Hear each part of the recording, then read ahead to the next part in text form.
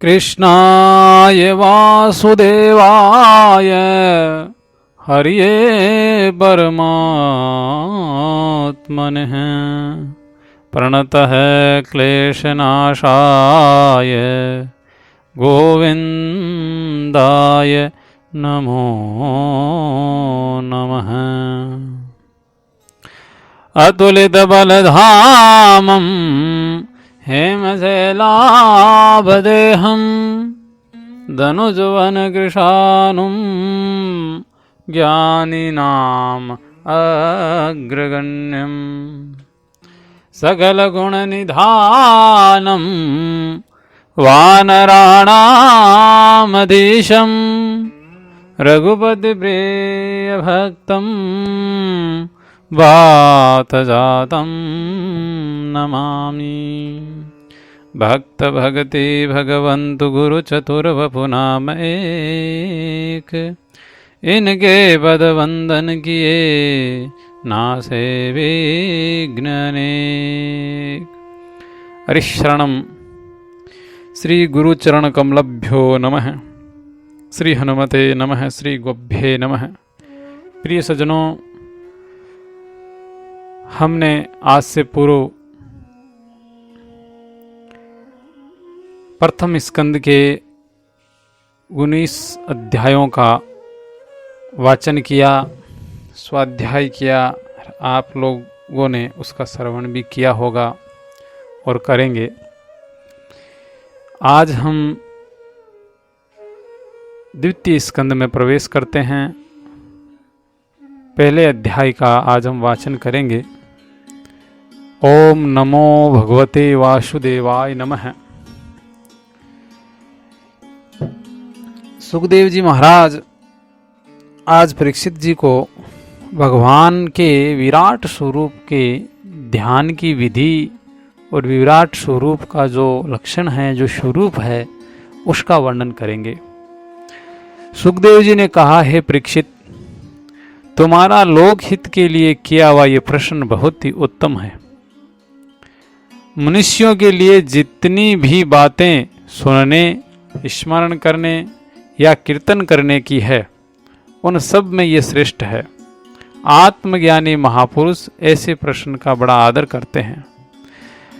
प्रिय सज्जनों, आपको पता होगा पिछले 19वें अध्याय जो प्रथम स्कंद का था, उसमें परीक्षित जी महाराज ने सुखदेव जी से प्रश्न किया था कि इतने कम समय में कौन सा साधन किया जाए जिससे भगवत चरणों की प्राप्ति हो, मोक्ष की प्राप्ति हो जाए, इस जीवन चक्र से छुटकारा मिल जाए। इसी प्रश्न की यहाँ पे सुखदेव जी महाराज प्रशंसा कर रहे हैं। ये बताना जरूरी था क्योंकि इस अध्याय में सुखदेव जी सीधे ही परीक्षित जी को उद्बोधन दे रहे हैं। तो जो प्रश्न था वो मैंने आप लोगों के सामने स्पष्ट किया है। सुखदेव जी कहते हैं, हे राजेंद्र, जो गृहस्थ घर के काम धंधों में उलझे हुए हैं, अपने स्वरूप को नहीं जानते, उनके लिए हजारों बातें कहने, सुनने एवं सोचने करने की रहती है। उनकी सारी उम्र यूं ही बीत जाती है। उनकी रात नींद या स्त्री प्रसंग में कटती है और दिन धन की हाय हाय और कुटुंबियों के भरण पोषण में समाप्त हो जाती है। संसार में जिन्हें अपना अत्यंत घनिष्ठ संबंधी कहा जाता है, वे शरीर, पुत्र, स्त्री आदि कुछ नहीं है, असत्य है। परंतु जीव उनके मोह में ऐसा पागल सा हो जाता है कि रात दिन उनको मृत्यु का ग्रास होते देखकर भी चेतता नहीं है। इसलिए हे परीक्षित, जो अभय पद को प्राप्त करना चाहता है, उसे तो सर्वात्मा सर्वशक्तिमान भगवान श्री कृष्ण की ही लीलाओं का श्रवण, कीर्तन और स्मरण करना चाहिए। मनुष्य जन्म का यही इतना ही लाभ है कि चाहे जैसे हो, ज्ञान से, भक्ति से अथवा अपने धर्म की निष्ठा से, जीवन को ऐसा बना लिया जाए कि मृत्यु के समय भगवान की स्मृति अवश्य बनी रहे। हे परीक्षित, जो निर्गुण स्वरूप में स्थित हैं एवं विधि निषेध की मर्यादा को लांघ चुके हैं, वे बड़े बड़े ऋषि मुनि भी प्राय भगवान के अनंत कल्याण में गुण गणों के वर्णन में रमे रहते हैं। द्वापर के अंत में इस भगवद रूप अथवा वेद तुल्य श्रीमद् भागवत नाम के महापुराण का अपने पिता श्री कृष्ण द्वैपायन से मैंने अध्ययन किया था। हे राजऋषि परीक्षित, मेरी निर्गुण स्वरूप परमात्मा में पूर्ण निष्ठा है, फिर भी भगवान श्री कृष्ण की मधुर लीलाओं ने बलात् मेरे हृदय को अपनी ओर आकर्षित कर लिया। यही कारण है कि मैंने इस पुराण का अध्ययन किया। तुम भगवान के परम भक्त हो, इसलिए तुम्हें इसे मैं जरूर सुनाऊंगा। जो इसके प्रति श्रद्धा रखते हैं, उनकी शुद्ध चित्तवृत्ति भगवान श्री कृष्ण के चरणों में अनन्य प्रेम के साथ बहुत शीघ्र लग जाती है। जो लोग लोक या परलोक की किसी भी वस्तु की इच्छा रखते हैं या इसके विपरीत संसार में दुख का अनुभव करके जो उससे विरक्त हो गए हैं और निर्भय मोक्ष पद को प्राप्त करना चाहते हैं, उन साधकों के लिए तथा योग संपन्न सिद्ध ज्ञानियों के लिए भी समस्त शास्त्रों का यही निर्णय है कि वे भगवान के नामों का प्रेम से संकीर्तन करें। अपने कल्याण साधन की ओर से असावधान रहने वाले पुरुष की वर्षों लंबी आयु भी अनजाने में ही व्यर्थ बीत जाती है। उससे क्या लाभ? सावधानी से ज्ञानपूर्वक बिताई हुई घड़ी 2 घड़ी भी श्रेष्ठ है, क्योंकि उसके द्वारा अपने कल्याण की चेष्टा तो की जा सकती है। हे राजऋषि खट्वांग अपनी आयु की समाप्ति का समय जानकर 2 घड़ी में ही सब कुछ त्याग कर भगवान के अभय पद को प्राप्त हो गए। हे परीक्षित, अभी तो तुम्हारे जीवन की अवधि 7 दिन की है। इस बीच में ही तुम अपने परम कल्याण के लिए जो कुछ करना चाहते हो वह सब कर लो। मृत्यु का समय आने पर मनुष्य घबराए नहीं। उसे चाहे कि वह वैराग्य के शस्त्र से शरीर और उससे संबंध रखने वाले ममता को काट डाले।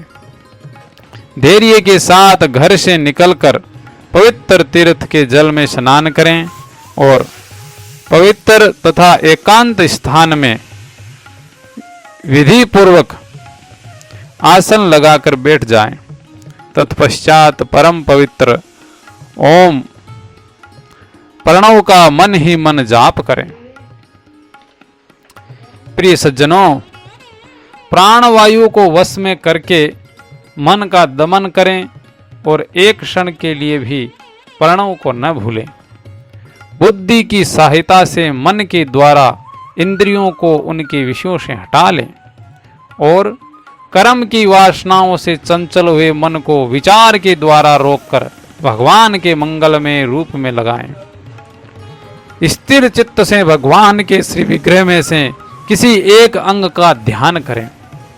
इस प्रकार एक एक अंग का ध्यान करते करते विषय वासनाओं से रहित मन को पूर्ण रूप से भगवान में ऐसा तलीन कर दें कि फिर और किसी भी विषय का चिंतन ही न रहो। फिर किसी भी विषय का चिंतन न हो। वही भगवान विष्णु का परम पद है, जिसे प्राप्त करके मन भगवत प्रेम रूप आनंद से भर जाता है। यदि भगवान का ध्यान करते समय मन रजोगुण से विक्षिप्त या तमोगुण से मूढ़ हो जाए तो घबराइए नहीं। धैर्य के साथ योग साधना, योग धारणा के द्वारा उसे वश में करना चाहिए, क्योंकि धारणा उक्त दोनों गुणों के दोषों को मिटा देती है। धारणा स्थिर हो जाने पर ध्यान में जब योगी अपने परम मंगल में आश्रय श्री भगवान को देखता है तब उसे तुरंत ही भक्ति योग की प्राप्ति हो जाती है। ये सब बातें सुनकर परीक्षित जी ने कहा, हे गुरुदेव, धारणा किस साधन से, किस वस्तु में किस प्रकार की जाती है और उसका क्या स्वरूप माना गया है, जो शीघ्र ही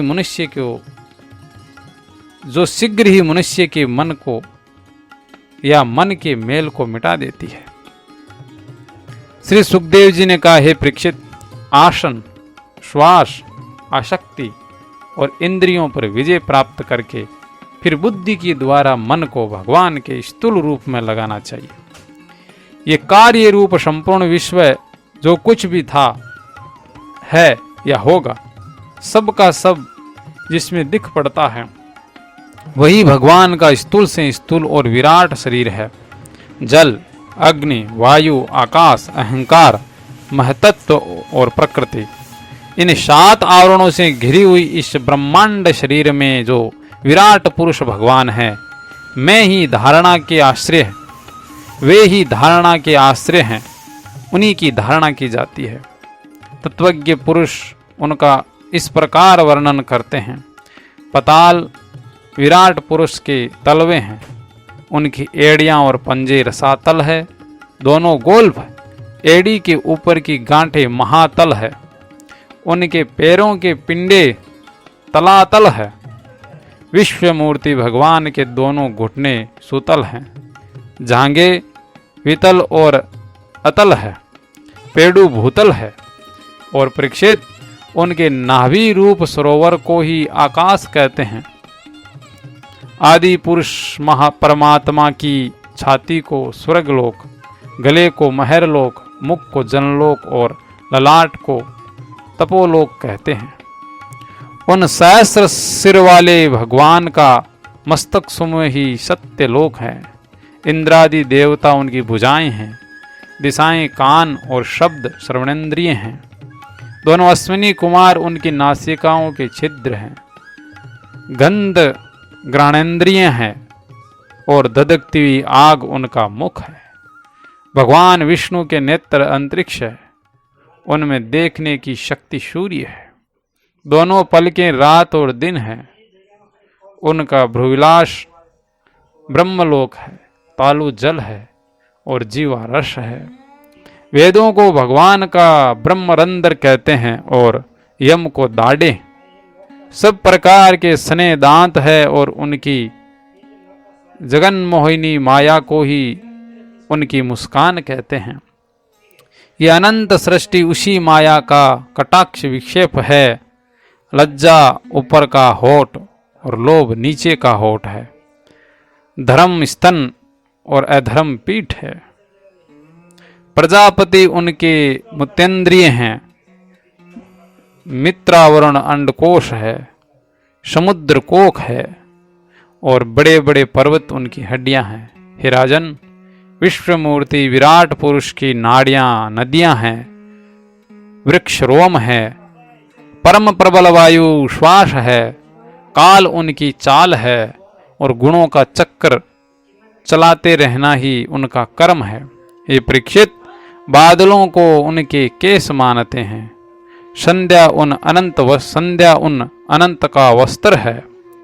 महात्माओं ने अव्यक्त मूल प्रकृति को ही उनका हृदय बताया है और सब विकारों का खजाना उनका मन चंद्रमा कहा गया है।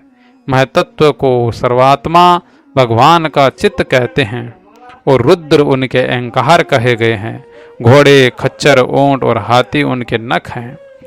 वन में रहने वाले सारे मृग और पशु उनके कटी प्रदेश में स्थित हैं। तरह तरह के पक्षी उनके अद्भुत रचना कौशल हैं। स्वयंभू मनु उनकी बुद्धि और मनु की संतान मनुष्य उनके निवास स्थान है। गंधर्व, विद्याधर, चारण और अप्सराएं उनके षड्ज आदि स्वरों की स्मृति है। दैत्य उनके वीर्य है। ब्राह्मण मुख, क्षत्रिय भुजाएं, वैश्य जंघाएं, शूद्र उन विराट पुरुष के चरण है। विविध देवताओं के नाम से जो बड़े बड़े द्रव्य में यज्ञ किए जाते हैं, वे उनके कर्म हैं। हे परीक्षित, विराट भगवान के स्थूल शरीर का यही स्वरूप है, सो मैंने तुम्हें सुना दिया। इसी में मुमुक्षु पुरुष बुद्धि के द्वारा मन को स्थिर करते हैं क्योंकि इससे भिन्न और कोई वस्तु नहीं है। जैसे स्वप्न देखने वाला स्वप्न अवस्था में अपने आप को ही विविध पदार्थों के रूप में देखता है, वैसे ही सबकी बुद्धि वृत्तियों के द्वारा सब कुछ अनुभव करने वाला सर्व अंतर्यामी परमात्मा भी एक ही है।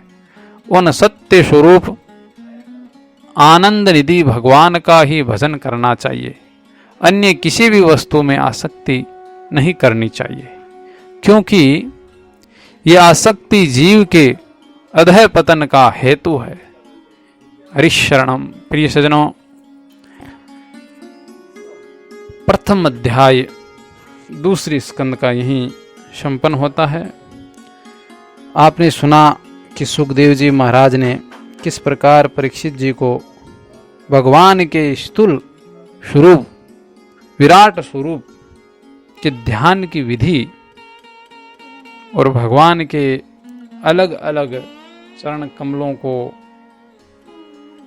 कमलों से लेके मस्तिष्क पर्यंत सभी भागों को किस प्रकार भगवान सुखदेव जी ने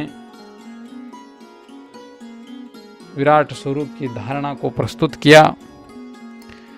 आगे के दूसरे अध्याय में हम कल प्रवेश करेंगे। हरिशरणम हरिशरणम।